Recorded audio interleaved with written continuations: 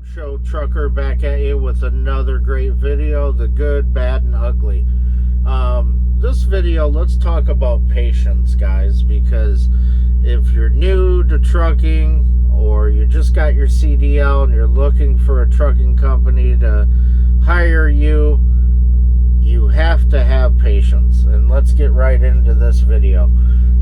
Let's talk about layovers, detention, being delayed, and all that good old stuff when all you really want to do is get on the road and make that money, but you can't.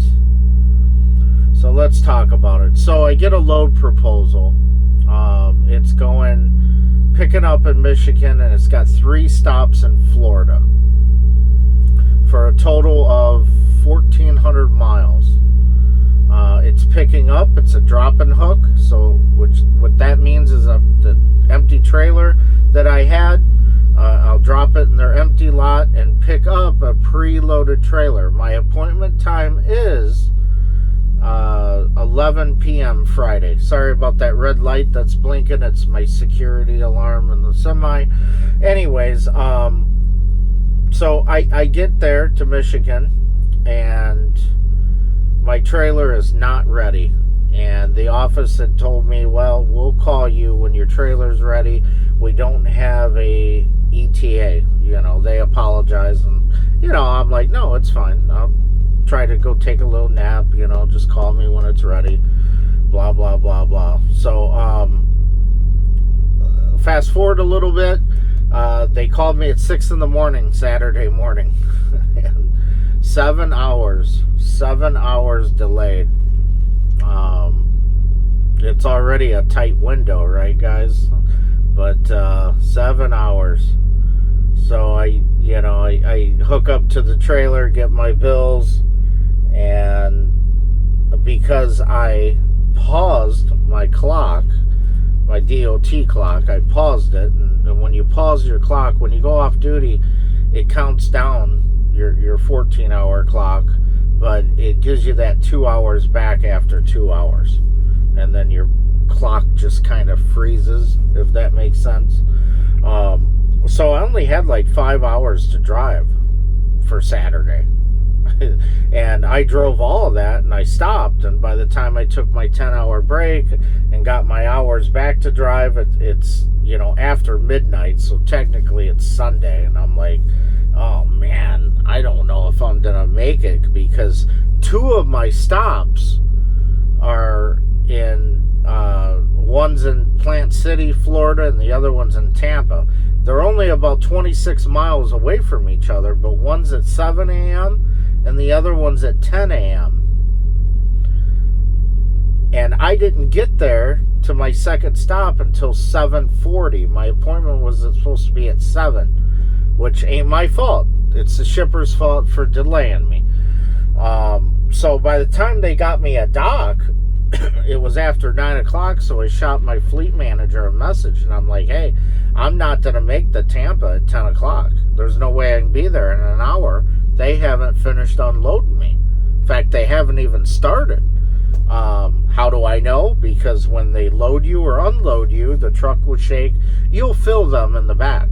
You'll feel the forklift get in the trailer and move around. Truck shakes and whatnot. But, so let's fast forward a little bit. I sat at the second stop in Plant City until 3 p.m. 7:40 a.m. to 3 p.m. So that's going to equal detention. I think this place pays $50 an hour detention. So it's not too bad. But here's the kicker. The first 2 hours are free. So what I didn't know at the time, that they rescheduled my third stop, which was supposed to be in Tampa, at the 10 a.m. They rescheduled it from Monday into Tuesday at 6 a.m. And at the time, I didn't know. Technically, that's layover pay. Layover pay for this account is like $800. And I asked my fleet manager if I was going to get that, and he said, yeah. So We'll see. We'll see. So anyways, they I get out of there at 3, right? I drive 20 miles down the road, get 5 minutes away from Tampa, stop at a truck stop, get my 10-hour break. I get to the third stop in Tampa, like I said, 6 a.m. appointment. I got there about 10 minutes early, and they told me to go park and they'll call me. Guys, 3 p.m. must be the magic number, because they didn't call me until like 1 o'clock to get docked, and I didn't end up leaving there until 2 p.m. So almost 3. So sat there all day. So because they changed my 03 appointment, my last stop in Fort Lauderdale is 200 and something, like 230 miles away. They had to reschedule that too. So this trip should have been done today, and I should have been on to my next trip making money. But instead, my last stop in Fort Lauderdale don't get dropped off until tomorrow. It's Tuesday evening. So I'm ready for this trip to be over with. So far, we're up to $4,500 that it's paying out, but I think I'll get layover. Well, my fleet manager said I would get layover pay. So the moral of the story, guys, like I said, was you have to be patient. You have to be patient. If you don't have patience, trucking is not going to be for you, because you're going to get mad, you're going to get upset. We're all out here, we want to run, we want to make money. Understandable, right? But when you're dealing with reefer, things are going to happen. You're going to sit at receivers for 4 or 5 hours sometimes. It's just how it goes. Trust me, I've talked to a lot of people, and it's common, especially with meat loads. Anything that you're hauling meat somewhere, and it's not every receiver or shipper that you're gonna sit, but it's gonna happen. You just have to have patience. So that's the story. I'm stopped right now on I-75. I'm about an hour away from Fort Lauderdale. It is 8:40 p.m. Tuesday night, and this video will be going out shortly. I'm gonna release it, and I gotta be in Fort Lauderdale at 9 a.m. for a 9 a.m. appointment. Hopefully 9 a.m. and not 2 or 3 p.m. We'll see. So if I get that layover pay, guys, it's gonna put me over $5,000 for this load. Not bad, right? Not bad. I'm pretty happy. As long as I'm paid right, I'm happy. But it's kind of rainy outside here in Florida, which is real peaceful to me. I'm getting ready to crawl in the back and go to sleep. And I love it when it's storming and raining and that rain's hitting the semi. To me, guys, it's soothing. It's so relaxing for me. But this rest area has night security. You'll see a security guard walking around every so often, which is kind of cool. It makes you feel a little bit safer, A lot of rest area guys are, trailers are getting broken into. A lot of the criminals will go to a rest area. So there are certain areas where they do have security, and there's a reason for that, because this location probably had a lot of break-ins at one point in the past. But that's all I have, guys. I just wanted to come on and talk about detention and layover pay and whatnot. Every shipper's different what they'll pay for layover. Every shipper's different what they'll pay for detention. I've seen it as low as $40 an hour with 2 hours free. I've seen it $50 an hour, 2 hours free. I've seen it $100 an hour, but the first 2 hours are always free. And same thing with the layover, you know. I've seen layover pay if your appointment gets changed to the following date. That would be layover. And I've seen it as low as 500, 400. This one's 800. So we'll see what I get. Other than that, like I said, I just got stopped. I'm going to jump out and do a post-trip inspection real quick. Check out my semi, make sure everything's good, no damages, etc.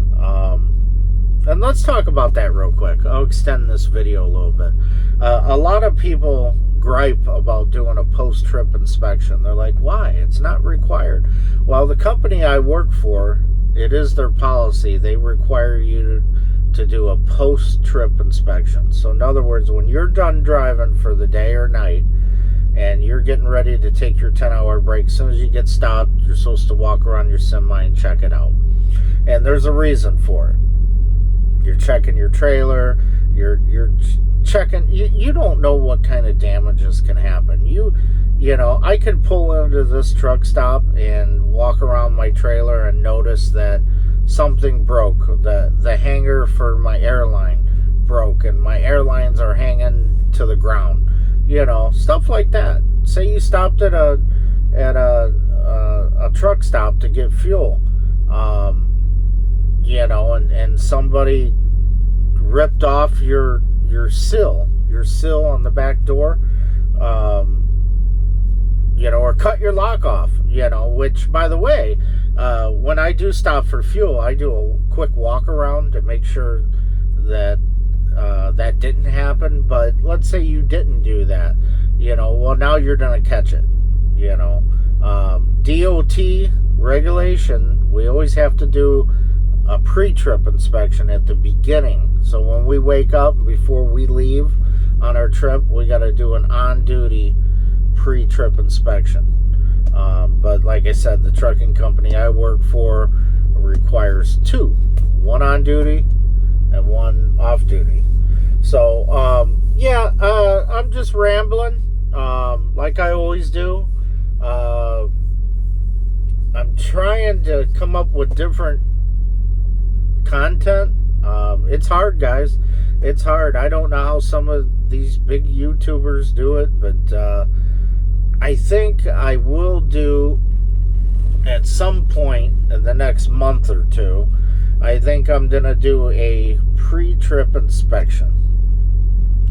I'm not gonna do my light inspection, but I'm gonna do like the engine compartment and an air brake test. And this is going to be based off Missouri. Missouri only. So you might be from Florida, you might be from Illinois, you might be from New Mexico. You know, they may do things different, but this is the state of Missouri pre-trip. This is the one that I did. This is the one that I passed. But anywho, that's for a separate video that I'll try working on. Until next time, guys, I hope you all be safe, and don't forget to like and subscribe if you haven't done it. Also, if you watch my videos, do me a big, huge favor. Just take a second and hit that like button. You know, I'm not getting a lot of likes. I'm getting like 4 or 5, and I'm like, wait a minute, there's only 4 or 5 people, you know, looking at my videos. I'm like, no, there's more than that. Then I'll go and dive deeper and look at my account, and it's like, well, it's saying 280 people viewed my video, but I only got 4 likes. Trust me, it'll help me out, guys. Please do it. Also, if you're thinking about getting your CDL and you don't know what company you want to go with, and you want your CDL paid for free, and all you have to do is sign a 1-year contract, stay 1 year with the company I'm with, I will be more than happy to give you my referral code. I was personally told that it helps you out because it puts your application at the top because you've talked to someone that is already an employee. I know it definitely helps me out, so if you want my referral code, shoot me a message below, and I'll be more than happy to give that to you. Like I said, I would really appreciate it, and I'm here to help you, right? Anywho, we will catch you on the next one.